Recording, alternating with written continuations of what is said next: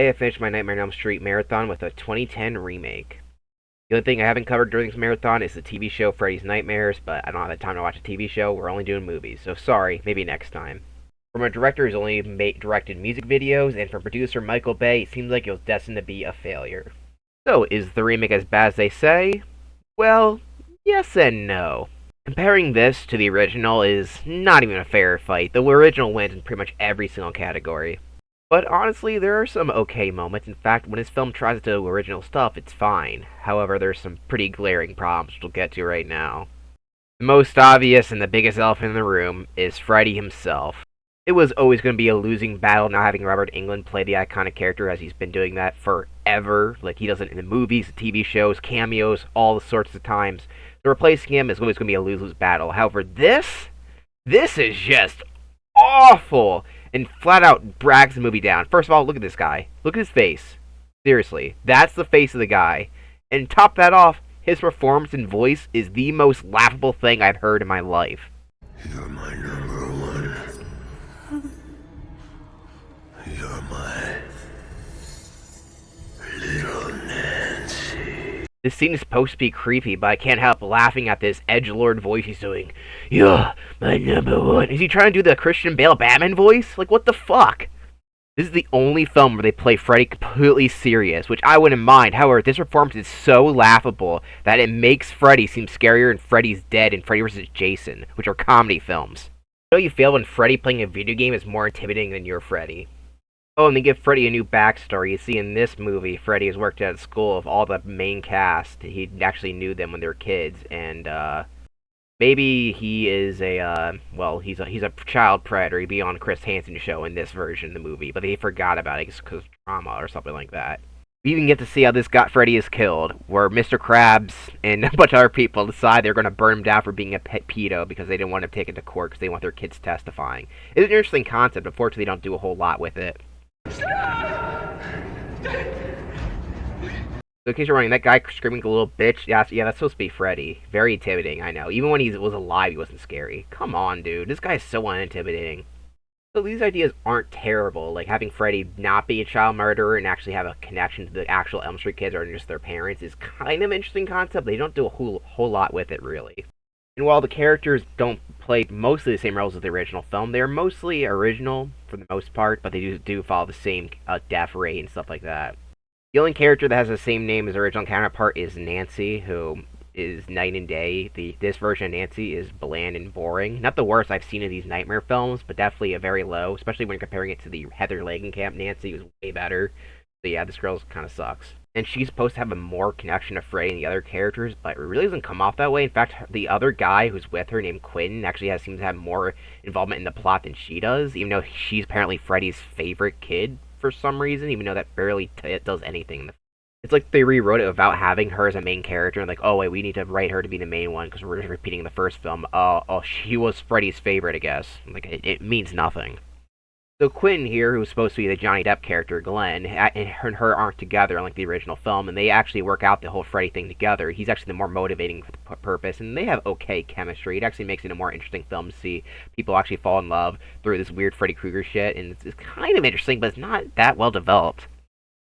Because most of the film, you got this horror build-up to something that's supposed to be really scary. These characters can't fall asleep, and they go back to that original standpoint, even though the dream sequences aren't that interesting as compared to the original. But then you see Freddy, and What game do you want to play next? he looks and sounds like an absolute joke. This guy is so intimidating, especially when he has casual conversations with a character right in front of him. Like, where's the scary part about this supposed to be?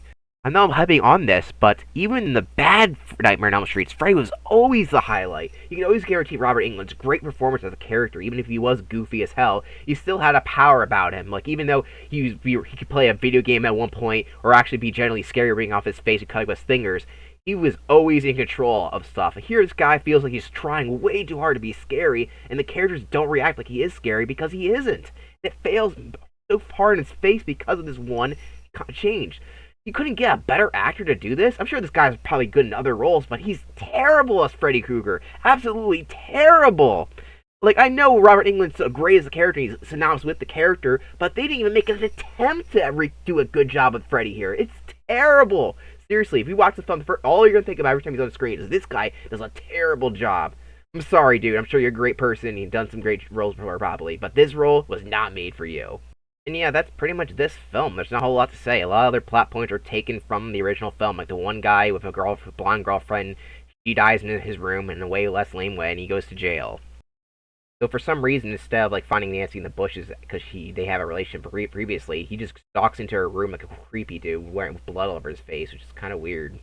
This film also has problems of the typical 2000s jump scare tactics, which are by a lot of bad horror movies. It feels very tacked on. They'll have the character like, oh, like the generic music that stings and stuff like that, which may work in our films, especially when this film isn't very scary. It has trust set up to try to be scary, but because the stings fail miserably, it doesn't work at all. This film really fails when it tries to copy exact scenes from the original film, because every time they do it, it's always worse. Like the way of this girl here, the blonde chick, compared to her death in the original film, is done way worse on the wall. It's not scary. It looks goofy the way she's flung around. Compared to the original, where the character's being more dry rather than just tossed around, like she's actually fighting against something, or just being pushed by wind, or where the hell that was going on in the remake. This is way scarier than the remake. That's all I can say. The worst has got to be through the wall shot. The CGI looks awful, and the fact that they make it do more than the original makes it look even worse. By the way, if you're doing a remake of film, don't remind us that the original exists, because we're just going to want to watch the original instead. But anyway.